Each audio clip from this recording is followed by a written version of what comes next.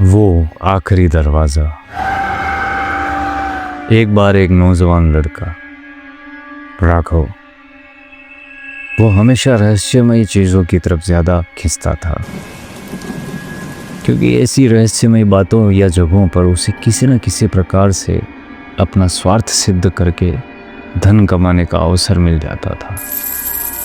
ऐसे ही किसी एक गांव के बारे में उसे जानकारी मिली। एक गांव के बाहर एक पुरानी हवेली थी, जिसके बारे में कहा जाता है कि वहाँ रात के समय 7 दरवाजे दिखाई देते हैं और हर दरवाजे के पीछे हर एक राज छुपा होता है, एक गहरा राज। लेकिन आज तक कोई भी 7वें दरवाजे तक पहुंच नहीं पाया। राघव ने यह सुनकर उसी वक्त ठान लिया कि वो उस रहस्य को उजागर करके ही रहेगा। फिर क्या था? राघव रात के समय अकेला हवेली में दाखिल हुआ। पहला दरवाज़ा खोला और अंदर एक पुरानी बड़ी घड़ी थी, जिसमें समय उल्टा चल रहा था, मानो जैसे समय पीछे की ओर बहने लगा हो। फिर दूसरा दरवाज़ा खोला, जहाँ एक छोटा बच्चा बिलक बिलक कर रो रहा था। लेकिन जैसे ही राघव ने उसके पास जाने की कोशिश की, वो अचानक गायब हो गया, मानो राघव के पैरों तले जमीन खिसक गई हो।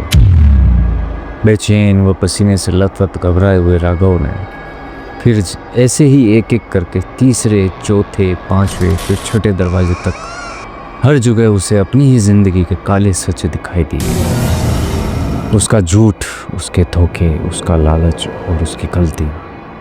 राघव उस मंजर को देखकर कांप उठा, लेकिन आखिरकार वो 7वें दरवाजे तक खड़े रहने की हिम्मत जुटाकर डटा रहा।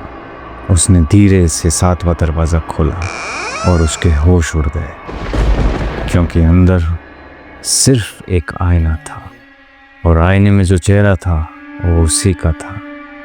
लेकिन आंखों में डर, लालच, अहंकार और पछतावा साफ साफ नजर आ रहा था। तभी एक गूंजती हुई आवाज आई, राघव, सबसे बड़ा रहस्य तो खुद है।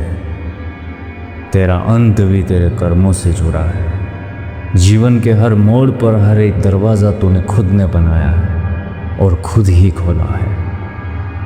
राघव पागलों की तरह चिल्लाता हुआ हवेली से भाग खड़ा हुआ। उसके बाद क्या हुआ राघव का, बताता हूं। उसके बाद राघव ने अपनी जिंदगी पूरी तरीके से बदल ली। अब वो ईमानदार, दयालु, सेवाभावी और सच्चाई के मार्ग पर चलने वाला एक बहुमूल्य इंसान बन गया। इस कहानी से हमें यही सीख मिलती है कि सबसे बड़ा रहस्य इंसान के अंदर छुपा होता है।